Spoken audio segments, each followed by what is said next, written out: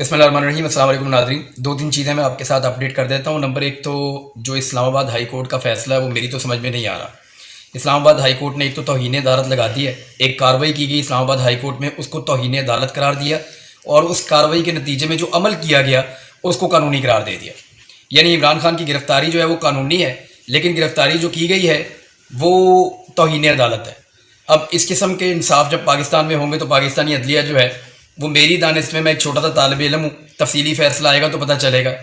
تو مجھے تو یہ سمجھ آ رہی ہے کہ 129ویں نمبر پہ ہم بلا وجہ نہیں ہیں، اور اسلام آباد ہائی کورٹ سے پاکستان تحریک انصاف کو پہلے بھی کوئی امید نہیں تھی، اور ان کے وکلاء کئی مرتبہ عدم اعتماد کر چکے ہیں چیف جسٹس اسلام آباد ہائی کورٹ کے اوپر۔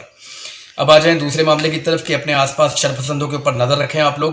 اگر آپ احتجاج کر رہے ہیں اور کسی قسم کے جلوس میں جلسے کے اندر آپ شامل ہیں تو کوشش کریں کہ آپ کے پاس کوئی ایسا شرپسند نہ ہو جو املاک کو نقصان پہنچانے کی کوشش کرے۔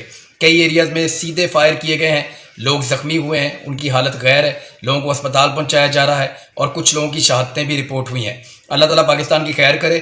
عمران خان صاحب اسلام آباد میں ہیں، اگر احتجاج کرنا ہے تو ملینز کے اندر لوگوں کو، بہت بڑی تعداد میں لوگوں کو، جیسے اس سے پہلے میں نے ایک ہی دفعہ زندگی میں کہا تھا شہید ارشد شریف کی شہادت کے اوپر کہ آپ لوگ آئیں، تو آپ لوگ بہت بڑی تعداد میں آئے تھے۔ تو لوگوں کو بہت بڑی تعداد میں اسلام آباد جانا چاہیے، اور اتنی بڑی تعداد میں جانا چاہیے کہ کسی کی جرت نہ ہو کہ وہ گولی چلائے یا آنسو گیس کا شل پھینکے، اور یہ تبھی ہوگا جب آپ بہت بڑی تعداد میں جائیں گے، اور تبھی آپ کی جیت ہوگی۔